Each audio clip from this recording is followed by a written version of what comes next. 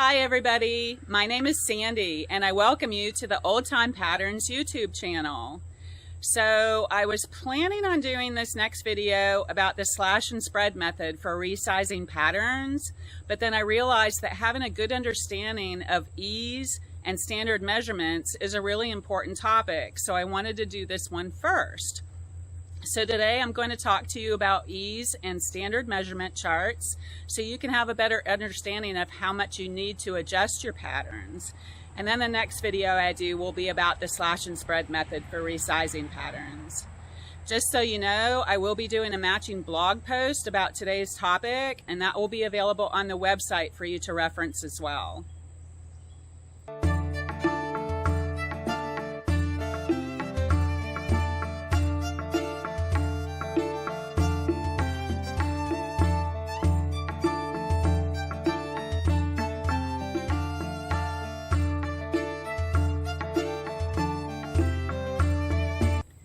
So here's an example of an ease chart, and you can Google ease chart, and there are a bunch of these available all over the internet.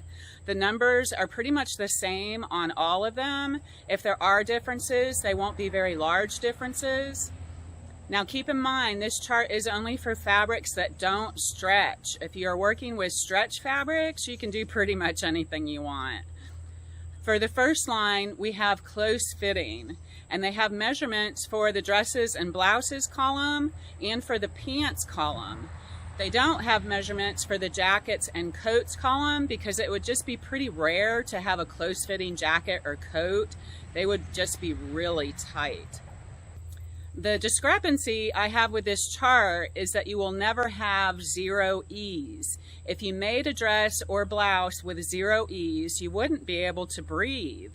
There is a minimum amount of ease necessary at the bust line to allow for breathing. The standard measurement for that is 2 inches. Some people may need more or less, so it's best to take your own bust measurement standing relaxed and then take it again after taking in a deep breath. And that would be the minimum of ease you would need at the bust line. And this is called wearing ease, but do keep in mind that even after adding the wearing ease to your bust measurement, this would make a slightly loose garment when you're relaxed, but a tight fitting garment when you're taking a deep breath, which could cause pulling and gaping with a button-down garment. So if you are working with a button-down garment, you wouldn't want to use the ease guidelines for a close-fitting garment. You would want to go up to the next level. And it's the same for pants. If you made a pair of pants or a skirt with no ease, you wouldn't be able to sit down without ripping out a seam. There is a difference in your hip measurement between standing and sitting. So the standard measurement for hip ease is also 2 inches. But again, you can take your hip measurement standing up, then again sitting down. Add an extra inch for good measure, and that difference would be your minimum wearing ease for your hip line. For me, I need just a bit more than 2 inches because I have a pretty fat butt. So the rest of the lines, fitted, semi-fitted, and loose fitting, are pretty self-explanatory. These are called design ease, and they're all about the look you're trying to achieve with your garment. Maybe a good way to think about it is like this. The first line, close fitting, would be for a shirt. The second line, fitted, would be for a vest. The next line, semi-fitted, would be for a frock coat. And the last line, loose fitting, would be for an overcoat. So you have the 4 different layers of garments that are in different fitting categories. So for example, if you wanted a blouse to fit very loose like an overcoat, then you would add about 5 to 8 inches of ease to your pattern, as it notes on the 4th line for a blouse. Now this is total ease. You don't add in the wearing ease and then add in the design ease. These measurements are for the total ease to add. Just remember that you do need a minimum amount, so you would never design a garment with 0 ease. Another way to figure out how much ease you want in your new pattern is to grab a garment that you already own and that fits the way you want your new garment to fit. and then you can take measurements from that garment. For a blouse or dress, lay your garment flat on a table and measure the front from side to side right around the bust line or slightly under the arm's eye, and then multiply by 2 for the full measurement of front and back pieces together. And for pants or skirts, you can do the same thing by measuring a garment you have around the hip area and then multiply that by 2 to get the full measurement for front and back pieces. Remember that your hip line is approximately 9 inches below your waistline. Okay, so hopefully this makes sense. Please let me know if it doesn't. Next, we're going to talk about standard measurement charts. Now, you can find these charts on any of the big pattern company websites. Just Google something like Simplicity Standard Measurement Chart. So I can see on this chart that I'm a perfect size 22, which is crazy because I wear a size 14 in clothes that I buy at the store. So first thing is to note there is a difference between pattern sizing and clothing sizing. I have heard of so many people who have bought and or cut a certain pattern size just based on their clothing size and not even looking at the measurements on the chart. So make sure that you're aware of that. Now, I'm sure you can find your measurements on this chart too. Maybe it's easy like mine, you're a perfect size, or maybe it's a bit more difficult because you're in between sizes. Maybe your bust is in one size and your waist is in another size. My advice would be to choose the size that corresponds with your bust measurement for tops and dresses and your hip measurement for pants and skirts, because it's a lot easier to make adjustments to the waistline. Now, if your measurements are not on this chart at all, either you're bigger or smaller, don't worry, there's a solution for you too.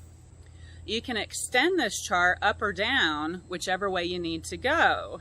So you can see on this chart that the bust measurement increases 2 inches for each size. So for the next size up, you would add another 2 inches, and so on, up as many sizes as you need. And for the hip measurement, you can see the same 2-inch increase for each size. So you can add 2 inches for each size up as far as you need for the hip measurement as well. If you need to go down in sizes, notice the bust measurement decreases by 1 inch for each size, and the hip measurement is the same way. So you can continue this chart for smaller sizes too. The other important measurement on this chart is the back to waist length measurement. As you can see, the difference in these measurements from one size to the next is negligible. 1/4 inch per size in the middle and lower sizes, and 1/8 inch per size in the larger sizes. But when you go up or down, say 4 sizes, you've got a pretty big jump. And you can see the difference between the regular height measurements and the petite height measurements. It's about 1 inch difference. And you could even add another line or even 2 more lines onto the bottom of the chart for taller people. So for people who are 5'8", you would add another inch to the regular measure. And for people who are about 5'10", you would add another 2 inches. So this is another important measurement to consider when resizing patterns, and this would be your vertical adjustment from top to bottom. So now let's take a look at the size chart on the pattern you want to resize. Maybe it looks something like this. You can see towards the top of the chart, the size chart and the measurements for the bust, waist, and hip. You can extend this chart to larger or smaller sizes as much as you need, like I explained earlier.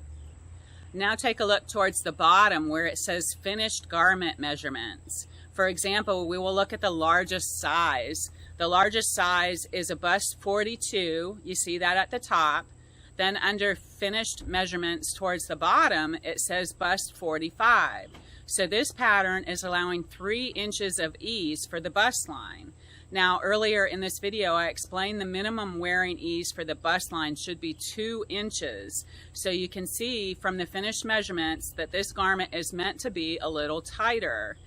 If you don't want it to be that tight, then you might consider adding more to the bust measurement or even going up to the next higher size. Okay, here's another example. Maybe your pattern looks something like this. Now, this pattern has the sizes marked, but it doesn't include the measurements. So for example, we will take a look at the largest size available in this pattern, which is a 26. So now we know we can go back to the Simplicity website and take a look at their standard measurement chart, and we see that a size 26 has a bust measurement of 48 inches. Then we go back to the pattern and look at the finished garment measurements, and we see that this size 26 has a finished measurement of 54 inches. So this garment has 6 inches of ease at the bust line, and that makes it a comfy, loose type of garment. If you want more or less ease than what is offered, you can make adjustments as you want or choose a smaller or larger size of the pattern. So now let's put everything together. Let's say, for example, that you bought a pattern used at an awesome discount, but it's already cut out in a size 16, which is a bust size 38. Your bust measurement is actually 42, which is the size 20. So you already know you need to add 4 inches to the bust line, which means 4 inches of adjustment side to side or horizontally on your pattern.